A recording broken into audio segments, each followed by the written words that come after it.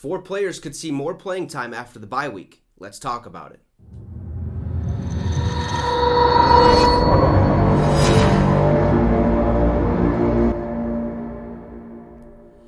What's up, Vikings Nation, and welcome to the Minnesota Vikings Syndicate. I'm your host, Trey Wicks. Now, before we get started, if this is your first time on this channel, we talk all things Minnesota Vikings related. So if that's something you would like in the future, hey, consider hitting that subscribe. We're trying to get to 500 subs by November 1st. We're currently around the 485 mark. So if you want to help me reach my goal, hit that subscribe right now.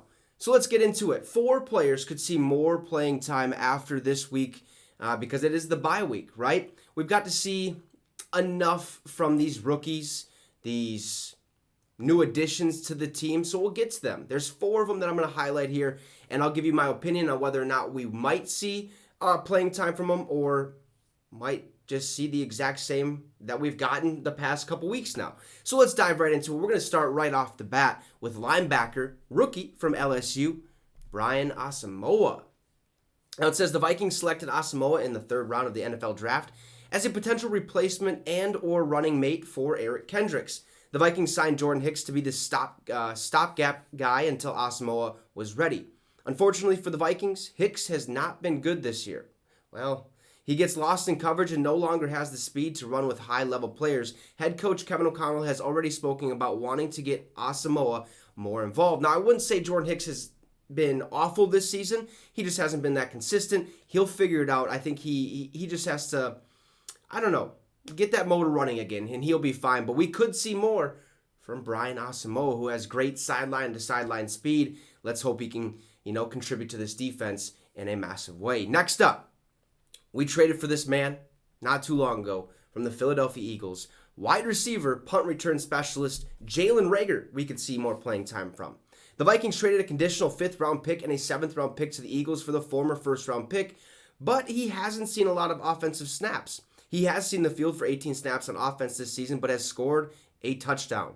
With time to have learned the playbook, the Vikings could utilize his speed to stretch the field and get him in open spaces. I believe we should see more playing time from this man, but it's hard, right? Because you got Justin Jefferson, Adam Thielen, KJ Osborne. They've all established themselves as our receivers, our top 3 receivers. So Jalen Reagor really has to prove that he can take one of those spots. But I still believe that we could see more playing time and give Justin Jefferson or Adam Thielen those much-needed breaks to kind of catch their breath and stuff. Because Jalen Reagor could be dynamic. He could be dangerous. You never know. We have to give him a chance so he could see some playing time.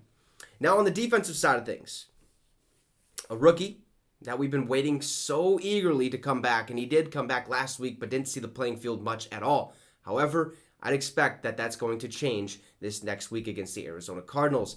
Andrew Booth Jr., we could be seeing more playing time from. Okay? After only playing in 1 snap against the Green Bay Packers, Booth Jr. injured his quad and missed the next 4 games. In the preseason, Booth Jr. showed a lot of struggles. He has been grabby and was a little slow out of his breaks. He needed some time to grow and develop, but Chandon Sullivan has not been good in the slot. Putting him in the slot would give the Vikings a higher ceiling and Booth Jr. some needed playing time. Now again, Chandon Sullivan has been just fine, okay? The consistency hasn't been there, but what are you going to do, right? I mean, he has to be better, okay? But I don't think he's been terrible by any means. But Andrew Booth Jr. can come in, fill in that slot, and hopefully make some noise. We are definitely going to see more of Andrew Booth Jr. I'll make that a fact. Okay, that's just definitely going to happen. And last but not least, defensive end, which I don't know if this is actually going to happen, but Ross Blacklock. The Vikings traded for Blacklock during roster cutdowns, and they have been slowly integrating him into the fold. A 2nd-round pick in 2020, Blacklock is a gap-shooting interior rusher that was under a cost-controlled contract and has real potential. He has only had 64 snaps so far in the season and has 6 pressures thus far. Some more time on the field could see those numbers spike. Now, unfortunately, don't see this happening.